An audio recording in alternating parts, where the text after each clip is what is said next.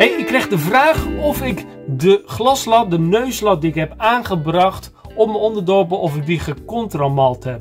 Nou, dat heb ik niet gedaan. En dat heb ik ook bewust gedaan omdat ik het niet mooi vond om het daar te contramallen. Maar als je niet weet wat contramallen is, dat is dat je de neuslat die je dan aanbrengt als bescherming over je hele dorpel, om die in te snijden. Dus het doet een uitsparing in die neuslat. En dan kan die ook nog om de stijl. Hè, je dekt hem af voor de onderdorpel, maar de stijl wordt daarmee ook afgedekt. Nou, ik heb even een klein voorbeeldje voor jou. En dan heb ik even een stukje karton.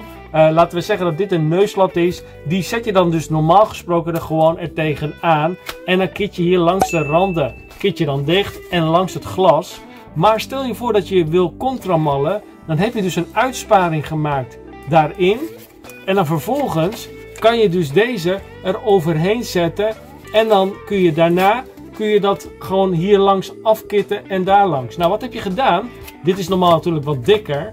Heb je daarmee deze naad die je hier hebt van de stijl en de onderdorpel, die heb je dan afgeschermd daarmee.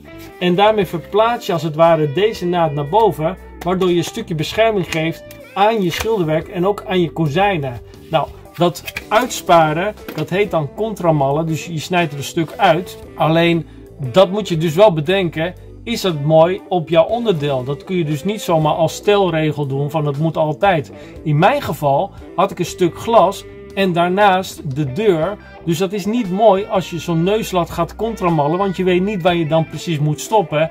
En dat blijft natuurlijk een smaakverschil van ja, waar ga je dan stoppen? Waar ga je eindigen met die lat? Dus dan maak je die lat ertussen, tussen die twee stijlen. Maar heb je bijvoorbeeld een raam van links naar rechts toe en dan zit gewoon één stuk glas en je hebt aan de beide kanten gewoon een kozijn, dan kun je ervoor kiezen om een contramal te doen. Dus met die glaslat langs dat kozijn aan de buitenkanten te doen, waardoor je dus ook die naden mooi afschermt.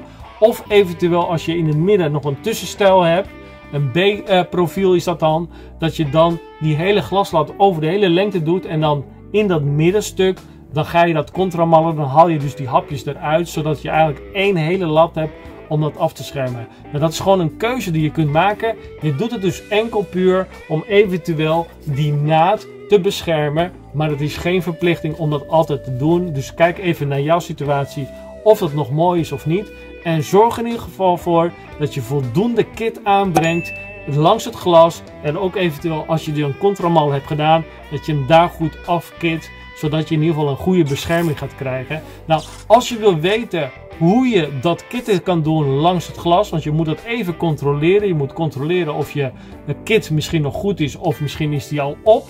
Over het algemeen vergeten mensen dat, maar ga het controleren. En als je denkt dat je dat moet vervangen, hoef je misschien alleen maar de onderdorpel te vervangen. En dan is het al voldoende. Nou, wil je dat leren? Kijk dan even die video die hiernaast in het scherm komt te staan. Want in die video laat ik jou zien hoe je die onderdorpel langs het glas even goed kan uitsnijden, de kit eruit kan halen en opnieuw kan afkitten. Dus kijk hem even.